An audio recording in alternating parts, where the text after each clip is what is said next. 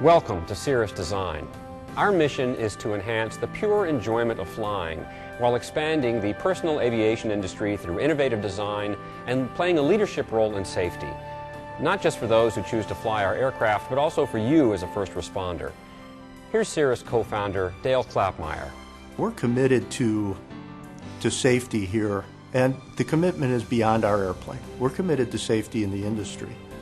Safety for all the airplanes, safety for the people that are flying, for the people who are using the airplane, safety for those people that are around airplanes.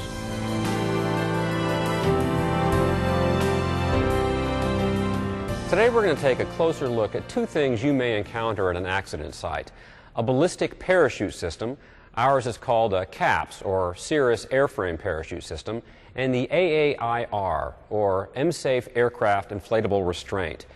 While both are designed to save people's lives in the event of an in-flight emergency or an accident, some of these systems' components could pose a serious threat to you as a first responder unless you know what to look for.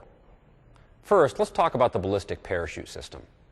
It's a mechanical device that deploys a parachute to lower an aircraft and its occupant safely to the ground in case of an emergency, such as a mid-air collision, engine failure, or loss of control.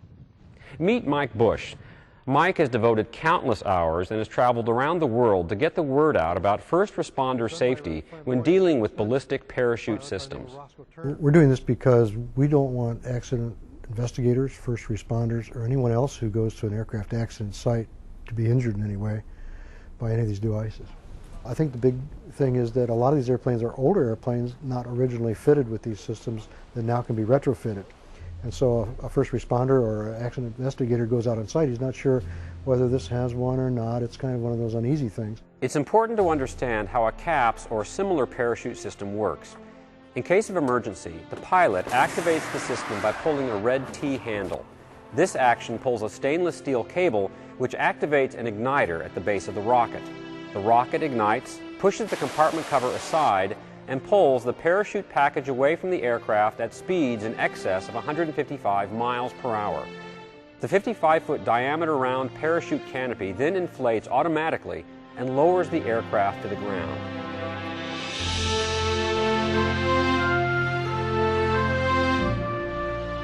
There are two pyrotechnical devices that are used to operate most ballistic parachute systems: a rocket and an igniter.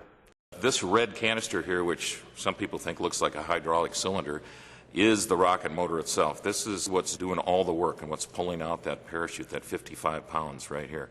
Now this is a solid fuel rocket, so in this rocket motor, and I'll take the exhaust nozzle out of here, this is the nozzle, it's filled with solid fuel right in here.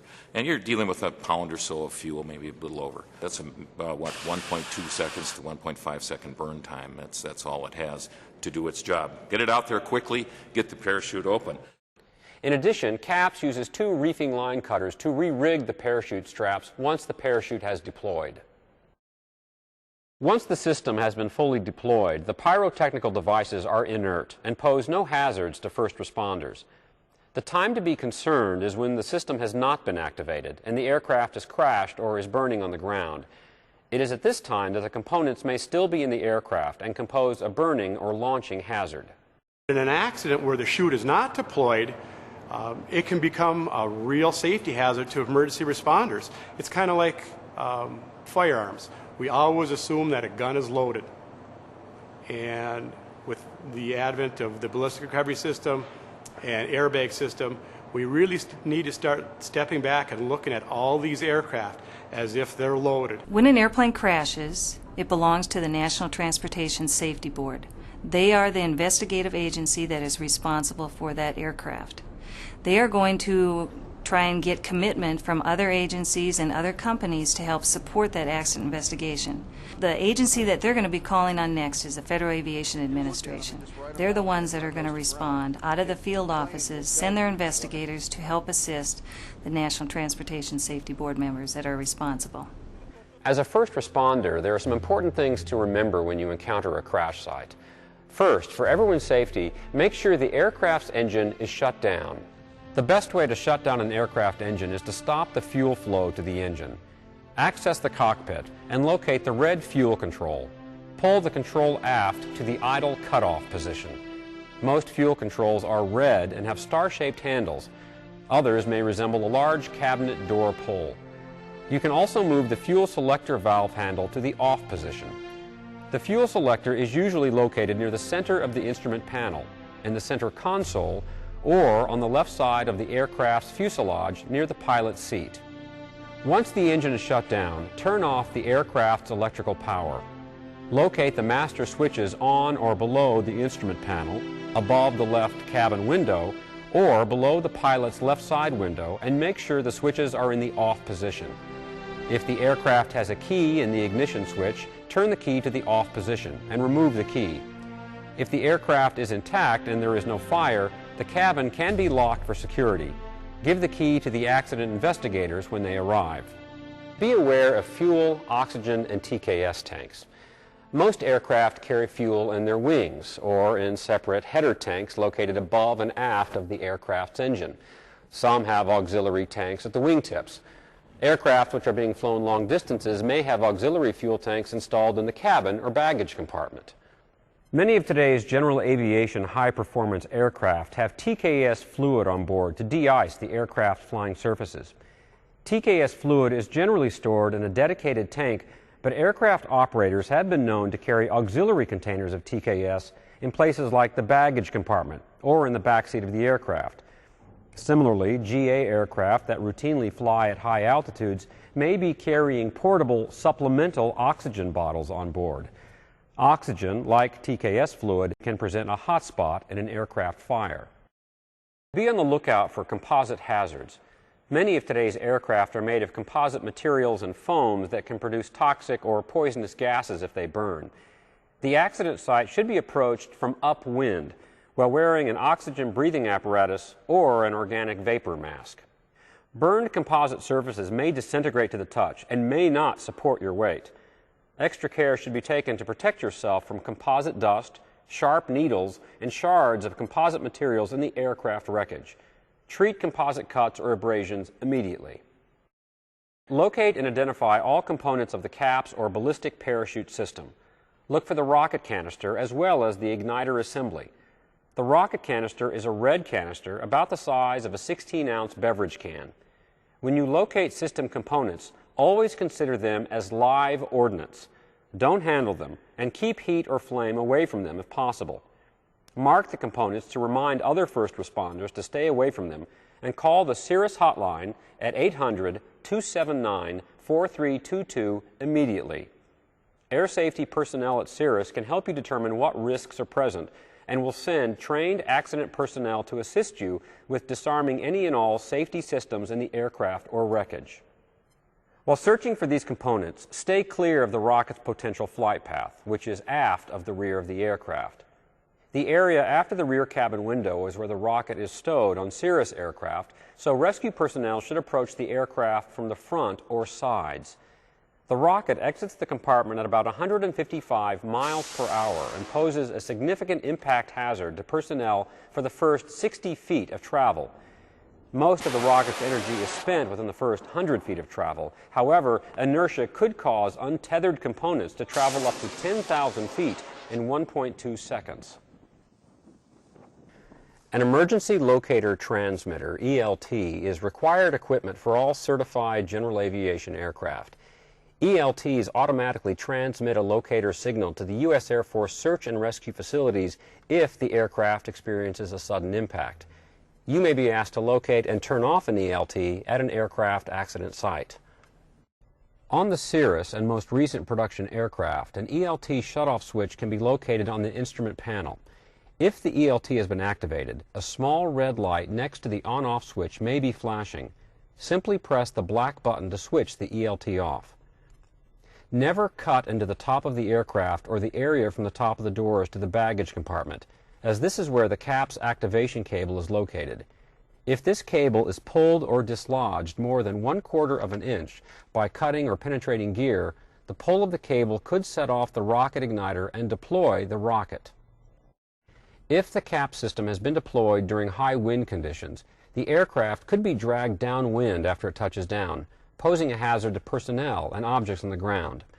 The best thing to do in this case is to collapse the large canopy by spraying it with water from a fire hose. Once it has collapsed, park a heavy vehicle on the canopy to stabilize the aircraft from further movement. The other potential hazard you may encounter involves the AAIR, or M-Safe Aircraft Inflatable Restraints. These restraints work like an airbag to protect aircraft occupants from injury to the head and body. On a 3-point system, the airbag itself is attached to the lap belt, while on the 4-point harnesses, the airbag is located inside the outboard shoulder harness. Both systems use a heavy leather shroud to protect the airbag itself. The danger in this system comes from the fact it uses compressed helium to inflate the airbag. Like the CAPS system, you must always assume that the system is live unless you see that the airbags have been deployed. Cirrus works closely with the National Transportation Safety Board to maintain an accident investigation team that's ready to respond to any Cirrus aircraft accident 24 hours a day. Although each system's installation will differ slightly, all ballistic parachutes and M-Safe AAIR airbag systems will operate by the same principles and will use the same basic components. That's why it's important to know what to look for and how to react. There is a system on board this airplane because this is the airplane that ballistic recovery system. Here at the Transportation Safety Institute, we train all of the Federal Aviation Administration air safety investigators, and they're the ones that are going to be the first responders as far as the government's concerned on aircraft accident investigation. And we have an 8-day training course here, and we talk anything from engines to props to systems to airplane designs to ballistic parachutes. Anything that's new out there is what we touch on. The importance of an investigator is to go out and find out what happened and then to prevent it. However, out on an accident site, the investigators need to know that there's a lot of things out here that can hurt us. And then you add additional things like the ballistic parachute system, where you've got an actual rocket that could go off in your face and hurt you. It's important that they understand that the tragedy's over with when the accident happens and that they shouldn't rush. They need to come out here and be very methodical and have a checklist, understand what they need to collect, and do the best job at doing that. You never know what you're going to run to on a site. In my particular site, there was a ballistic recovery system which could be explosive and people could get hurt. And so it's important to have information, contact information, whether it's the aircraft or whoever's in charge of a ballistic recovery system, so that makes sure everybody is safe. So we have to change how we think about these things. We have to assume that it's got a system on board when we go out to an accident, rather than be surprised by when we find one. I think that's the key. And then what do you do? How do you deal with it? Who do you call? And of course you have to identify and notify. That's the policy. Identify that you have a rocket, and then call somebody that can help you. Cirrus will be glad to help you. The next time you respond to an aircraft accident or fire, consider that the aircraft might be equipped with a ballistic parachute and AAIR restraints. Proceed accordingly by approaching from the upwind side. Identify and locate all components. Assume the systems are live unless visibly deployed. Keep heat and flame away from the site. Remember the no-cut zone on Cirrus aircraft, and most importantly, contact the Cirrus Air Safety Department immediately. And finally, qualified personnel should remove all hazardous components from the aircraft wreckage before it's transported from the accident site to the salvage yard.